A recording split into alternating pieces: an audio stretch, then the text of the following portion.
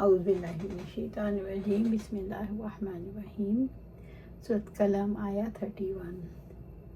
قالوا یا ویلنا انا کنا طاغین، انہوں نے کہا ہائے ہماری بربادی، یقیناً ہم حد سے بڑے ہوئے تھے۔ وہ کہنے لگے ہم نے بڑا ظلم کیا، ہم مسکینوں کا حق مارنا چاہتے تھے، ہمیں ہماری بدنیتی کی سزا مل گئی، ہم نے فقیروں کے منہ کا نوالا بھی چھین لیا، ہم تو اللہ تعالیٰ اور اس کے بندوں کے حق میں حد سے بڑھنے والے تھے۔ سورۃ قلم آیا 32۔ عسیٰ ربنا ان یبدلنا خیرا منہا انا الی ربنا راغبون،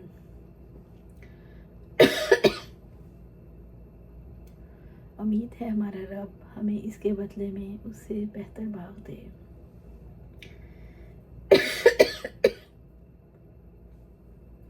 یقیناً ہم اپنے رب کی طرف راغب ہونے والے ہیں۔ انہوں نے کہا شاید ہمارا رب ہمیں اس کا بہتر بدلہ عطا فرمائے، یعنی دنیا میں بھی، یا ہماری آخرت بہتر بنا دے۔ انہوں نے اس امید کا اظہار کیا کہ اللہ تعالیٰ انہیں اس سے بہتر عطا کرے گا۔ انہوں نے وعدہ کیا کہ وہ اللہ تعالیٰ کی طرف راغب ہوں گے اور اس دنیا میں اس کے سامنے اصرار کے ساتھ التجائیں کرتے رہیں گے۔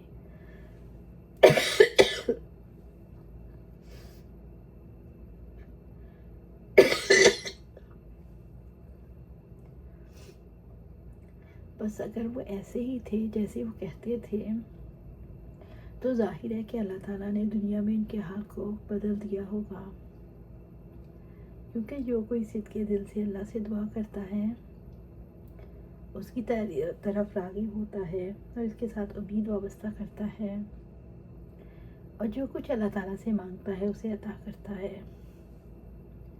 سورۃ قلم آیا 33۔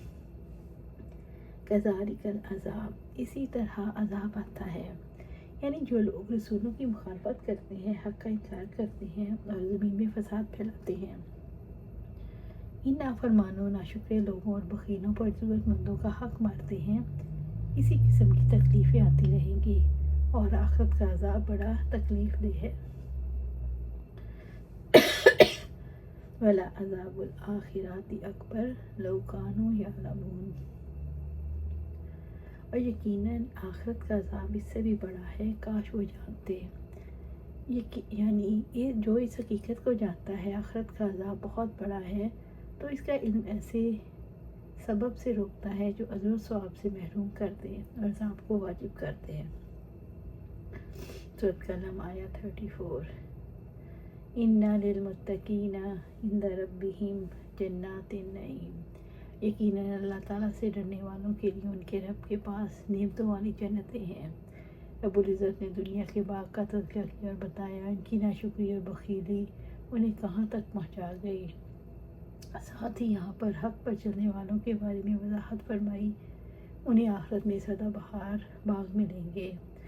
انس بن مالک رضی اللہ تعالیٰ عنہ بیان کرتے ہیں کہ آپ صلی اللہ علیہ وسلم نے فرمایا اللہ تعالیٰ مومن پر کسی ایک نیکی کے معاملے میں بھی ظلم نہیں کرے گا، دنیا میں بھی اسے اس کا اجر دے گا اور آخرت میں بھی اس کا اجر دے گا، اور رہا کافر تو جو نیک عمل اس نے اللہ تعالیٰ کے لیے کیے ہوں گے ان کا پورا صلہ اسے دنیا ہی میں مل جائے گا، پھر جب وہ آخرت میں پہنچے گا تو اس کے پاس کوئی نیکی نہیں ہوگی کہ جس کا اسے بدلہ دیا جائے۔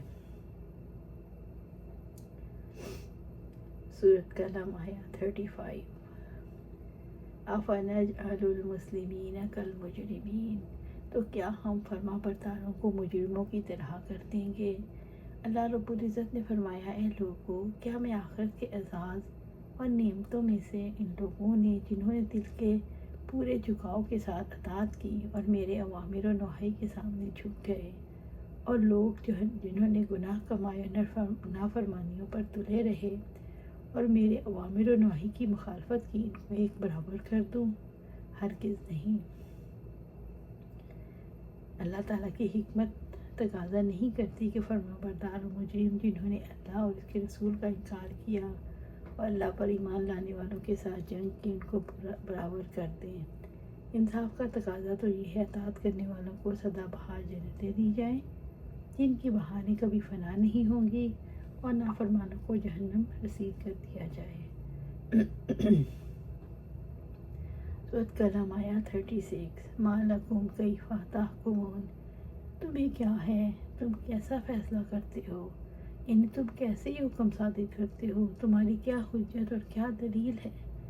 فرما بردار اور مجرموں کو برابر قرار نہ دو، اللہ کے نزدیک وہ برابر نہیں ہے۔ فرما برداروں کے لیے ہمیشہ کا اعزاز ہے اور نافرمانوں کے لیے ہمیشہ کی رسوائی۔ یہ کوئی یہ رائے دیتا ہے کہ اللہ تعالیٰ سب لوگوں کو اجر میں برابر کر دے گا، اس نے برا فیصلہ کیا اور اس کی رائے باطل ہے۔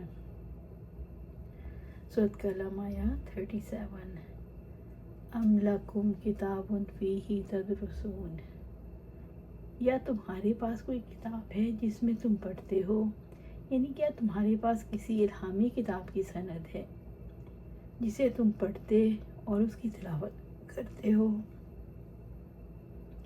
یعنی کیا تم ایسی کتاب پاتے ہو جس میں نافرمان اور فرمان برابر ہو جائیں۔ سورۃ قلم آیات 38 ان لکم فیہ لما تخیرون، کہ بلا شبہ تمہارے لیے اس میں وہی ہوگا جو تم پسند کرتے ہو، یعنی کیا تم اس کتاب میں وہ پاتے ہو جو تم چاہتے ہو، تو اس کا جواب نفی میں ہے۔ تمہیں جو کتاب ملی ہے وہ بزرگوں سے ملی ہے جس میں تمہارے خیالات کے مطابق منمانی باتیں ہیں۔ سورۃ قلم آیات 39 ام لکم ایمان علینا بالغات الی یوم القیامہ، یا تمہارے لیے ہمارے ذمہ کوئی عہد ہے جو قیامت کے دن تک پہنچنے والے ہیں، یعنی کیا ہم نے تم سے پختہ عہد کر رکھا ہے کہ معاملات تمہارے گمان کے مطابق ہی پیش آئیں گے۔ اللہ تعالیٰ کی ہاں قیامت تک ان کے لیے اس بات کا کوئی عہد ہے نہ حلف، ان کے لیے وہ سب کچھ ہوگا جس کا وہ فیصلہ کرے اور جو کچھ وہ طلب کرتے ہیں، اس کے حصول میں ان کے کوئی شریک اور معاون بھی نہیں ہوں گے۔ اگر ان کا شرکا اور معاون اور مددگار ہیں تو ان کو لائیں اگر وہ سچے ہیں۔ یہ بات معلوم ہے، یہ سب کچھ بہت بعید ہے، اس کے پاس کوئی کتابت ہے نہ نجات کے بارے میں۔ اللہ کے ہاں ان کے لیے کوئی عہد ہے اور نہ ان کے شریک ہیں جو ان کی مدد کریں، بس معلوم ہوا ان کا دعویٰ باطل اور فاسد ہے۔ ان لکم لما تحکمون، کہ تمہارے لیے یقیناً وہی ہوگا جس کا تم فیصلہ کرو گے، یعنی جو تمہارے نفس تمہارے لیے چاہیں گے وہ تمہیں عطا کر دیا جائے گا۔ سورۃ قلم آیا 40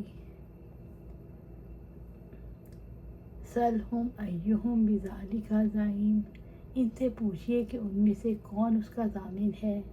آپ صلی اللہ علیہ وسلم ان سے پوچھیں کون اس بات کا ذمہ دار ہے جس کا باطل ہونا واضح ہے۔ ان کے لیے جنت ہے جبکہ رب العزت نے ان کے لیے جہنم مقرر کر رکھی ہے۔ اللہ سبحانہ تعالیٰ سے دعا ہے ہمیں قرآن و سنت پر عمل کرنے کی توفیق دے، اس پر جمع دے اور جنت الفردوس کے اعلیٰ مقام پر اپنے پاس گھر عطا فرمائے۔ آمین یا رب العالمین۔